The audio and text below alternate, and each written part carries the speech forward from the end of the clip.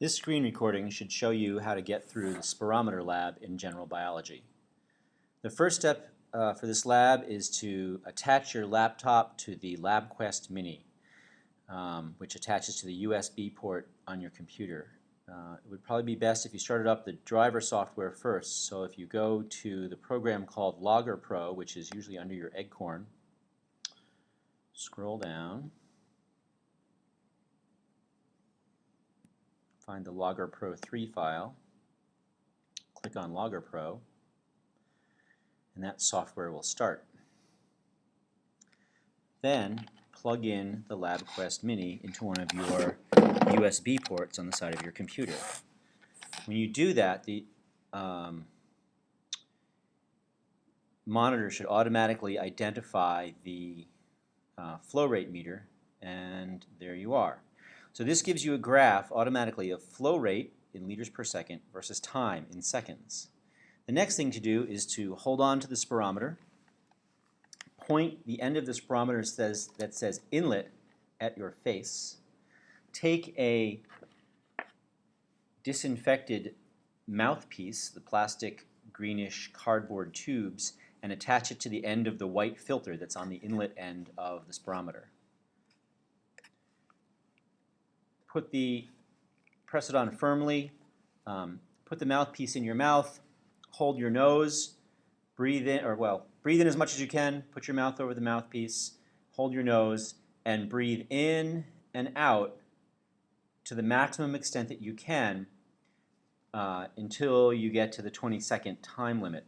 Before you do that, you need to click the green arrow up here at the top of the collection screen. So here we go. I'm going to click, breathe in,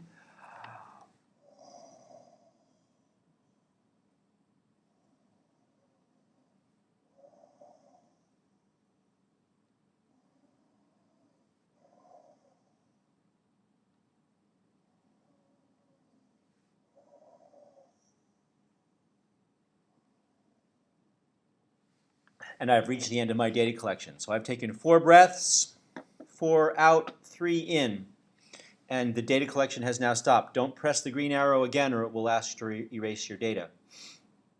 Now what you want to do is you want to find out the volume of your lungs. If you take liters per second and divide it by liters, or integrate underneath the positive part of the curve, you should get the volume in liters of the total breath.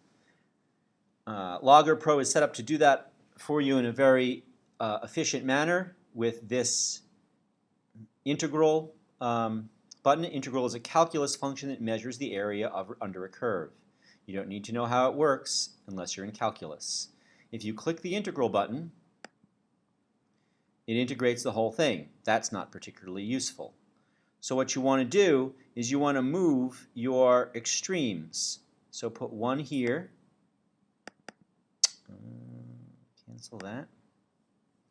Sorry, move your square brackets I think that one. No, yep, there we go. Move your square bracket across until it gets to the beginning of a breath, and move your other square bracket across until it gets to the end of the breath. And then you can read right up here that your lung volume was 4.681 seconds times liter per second. That means the seconds are going to cancel, and so my breath was 4.681 liters. And I can do it again. I can click here. This will work better. Click here. Oops. Click here and drag across to here to highlight a breath, and then click integrate. And that breath was 5.029 liters. And I can do it again for this breath.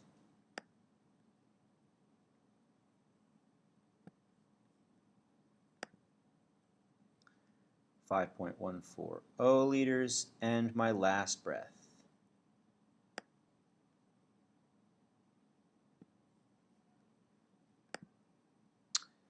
5.187 liters. You can move these little little boxes nearer to my breaths so that it looks nice. And now I've taken my data for lung volume. I could, you would argue, integrate underneath the curve, but I don't think the spirometer works as reliably that way. So let's just do breaths out.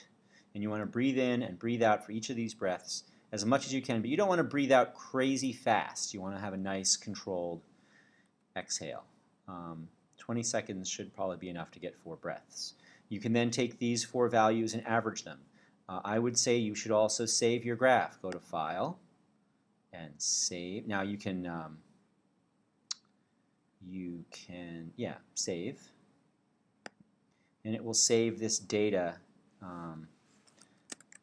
as a file.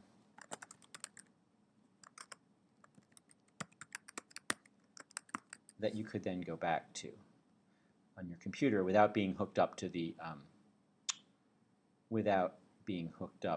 this. And I'm going to save this someplace where I can find it, although saving everything to your desktop isn't necessarily a good idea. Okay, so I can average those 4 volumes together, and then I'll also need to take my height, which if you don't know your height, you can stand against the door frame at the front of the classroom and have someone mark a level ruler across the top of your head. Please take off your shoes. And you can make a small mark on the door frame, and then you can measure it with the meter stick that's standing there. And you also need to find out your weight. There's a small white bathroom scale. You have to touch the black button that's on the front edge of it until it says 0, and then stand on it, and you'll get your weight in pounds. I'd like you to convert your weight in pounds to kilograms. So take your weight in pounds and divide by 2.2. Take your height and convert it into centimeters. That means you have to get your height in inches and then multiply by 2.54, or you can just use the meter stick to measure your height directly in centimeters. Those 3 pieces of data then you need to graph.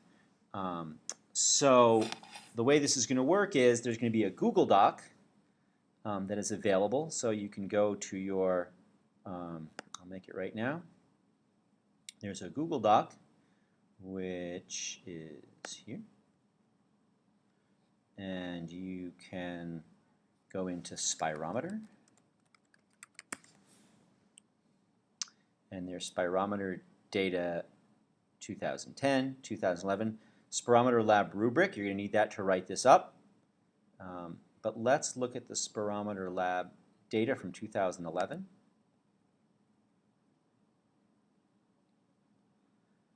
And so what you're going to do is I'm going to go here and I'm going to make a new copy.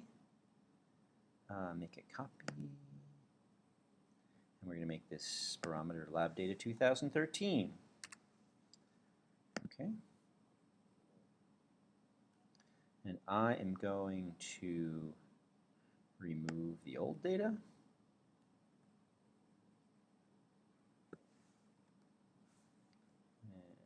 Dots are going to be changed.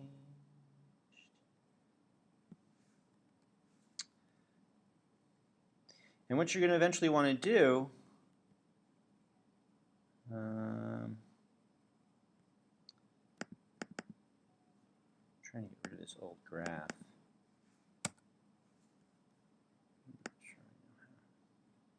That means you're going to want to take this data, and you need to take all the data from all the classes, and you need to put them into a graph. And that graph, well, I'll give an example. So I'm not going to fill out the whole column, and I'll erase the data later. But if I take my mass, and say my mass is 80 kilograms, and there was someone else who was 70 kilograms, and someone else who was 85 kilograms, and someone else who was 75 kilograms, and someone who was 50 kilograms, and someone who was 45 kilograms. And then they had, this is their maximum lung volume, so maybe this person, what was my value? I was around 5 liters. Let's say this person's like 5.2. This person might be 4.8. This person might be 4.9 and 4.0. 0.8. So I can take this data, I can take this column and hold down probably my control key, and nope, take this column and my command key, nope, this column, try one more time, my option key, let's see if that works. Oh, that's not going to work. All right, well, there's a way to do this so that I can make this my x-axis on a graph. This might be a tricky thing to do in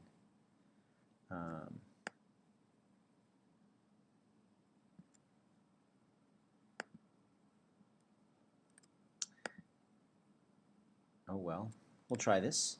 So I'm taking my data and I'm going to tell this to make an XY scatter graph. So I'm going to insert chart. I can select my data range right here. That's really useful. So if I move this a little bit out of the way, I want, oh yeah, C1 to E100. Okay. And I want to use my first row as headers. Didn't work very well. I want to use, let's see. All right, so I'm going to insert that. It's going to make this chart, and that's great. I can move it out of here. And then I can change my title. I probably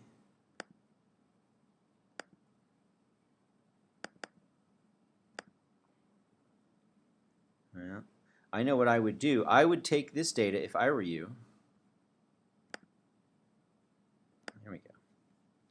I would take this data if I were you, and I would copy it. And I might copy it like this, and it would be great if you had all three, you know, when you have height in there. It's really, oh, come on, don't be shy. There, copy my data, move to numbers.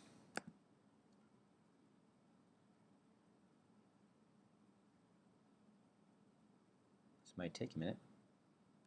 Oh, and you would probably want to use average lung volume, not maximum lung volume. But that's okay. Pick a blank spreadsheet, choose that.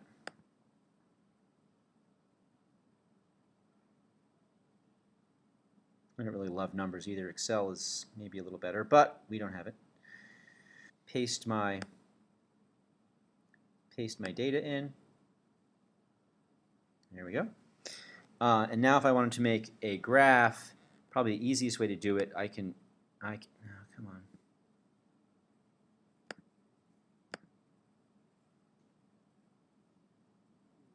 Is I can take this data and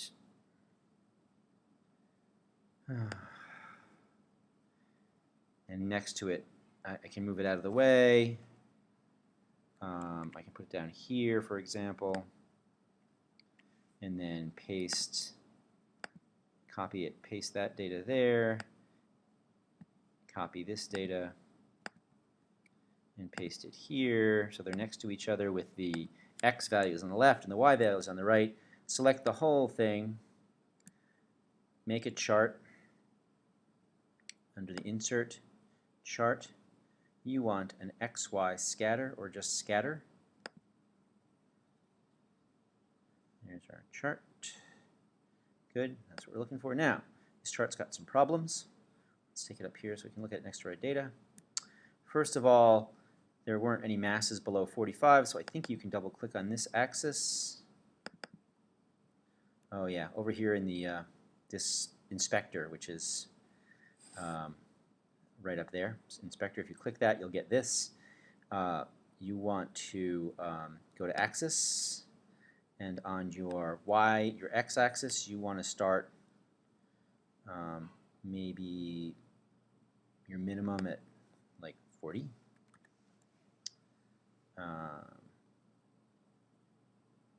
Hit enter, and that'll do that. It'll spread it out, and you want to maybe start your lung volume at 3, so put a minimum of 3 here. And that spreads out your data rather nicely. Then, and here's where things get cool, you can go to series. You want to go to advanced. You want to add a trend line. And you want linear, hopefully. You want to show the equation. You want to show the r² value.